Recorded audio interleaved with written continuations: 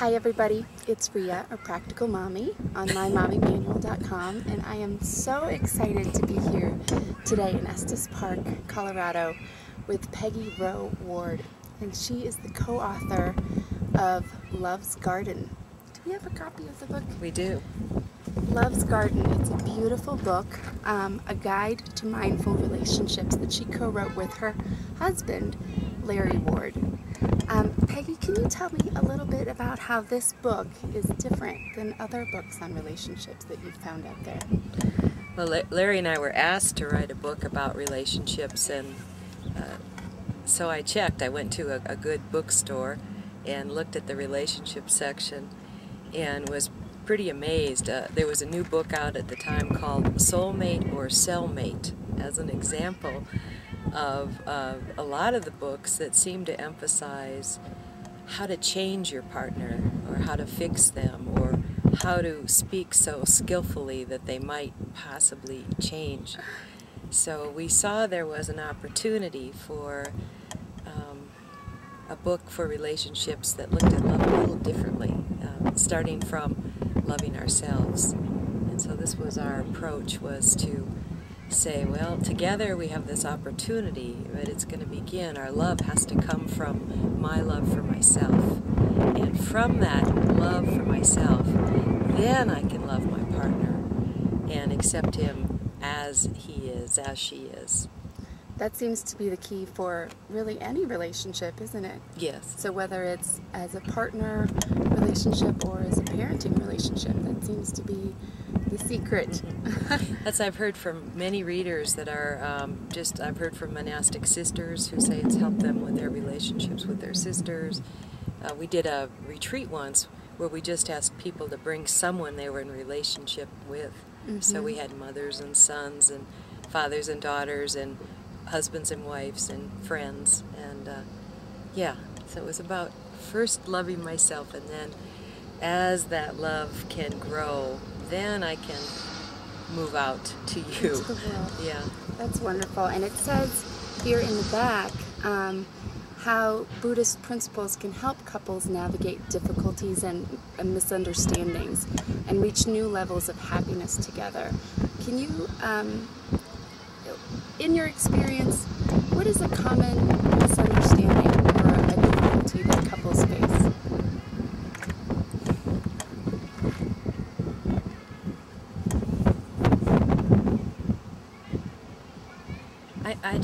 I think so much of the challenges that I experience in myself and with my friends and clients is that we're so busy and there's so much going on, and we're working so much, and we're so scheduled, and then we're so scheduled with our children that there isn't the space or the time to really breathe.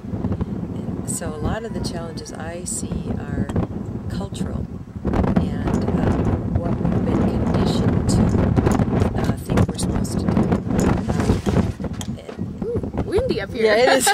Yeah. A little bit of wind going on. Yeah, so I see the cultural challenges.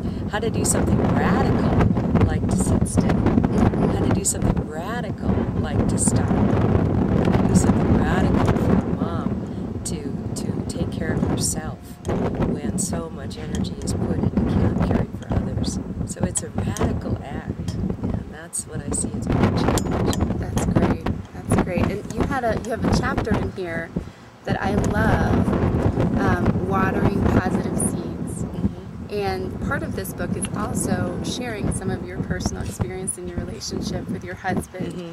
Can you share one of the ways that you and Larry water the positive seeds in your relationship?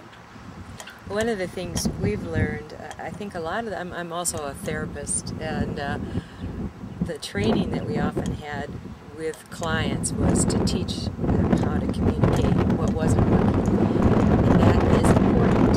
However, the emphasis we put in this book and in our relationship is what we call flower watering, and that's taking the time to really validate and appreciate the person specifically, and I mean concretely, so not just I love you or you're great, but you know, when you stopped off at the store on the way home and picked up the milk, or that you noticed that the milk was gone and got it on your own.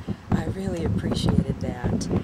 Even things like that, getting that concrete. That is so great, and that's something that my girlfriends and I have talked about a lot. How far that goes in terms of building your relationship with your spouse. Mm-hmm. Now, the introduction to the book was written by Thich Nhat Hanh, and he is your teacher. Yes. And he actually performed the wedding ceremony between you. Yes. That must have been incredible. Yes. And he wrote the introduction. So what is his message about relationships? His is that true love is again starting from the inside out, Mm-hmm. and accepting ourselves first as we are, and then from that place of learning how to accept myself as I am, because some days I'm easier to love than others. Let's face it, some days I'm pretty magnificent, and then some days I'm really sticky. I'm irritated. Don't Not so want fresh. Yeah, not so fresh. Not so fresh.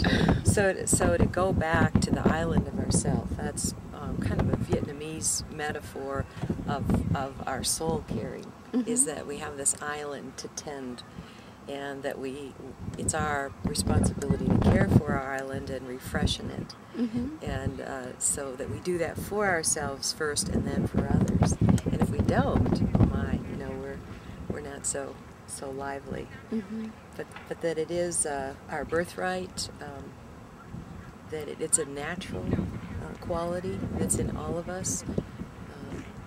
So there's nothing unnatural about it, but we have to cultivate it, because we haven't usually had much instruction on how to do that. Mm-hmm. That is very true. Well, thank you so much. Thank you so much for being with us. And I love your book already. Oh, great. I'm on chapter 2. So. Okay. Okay. Thank you, Peg.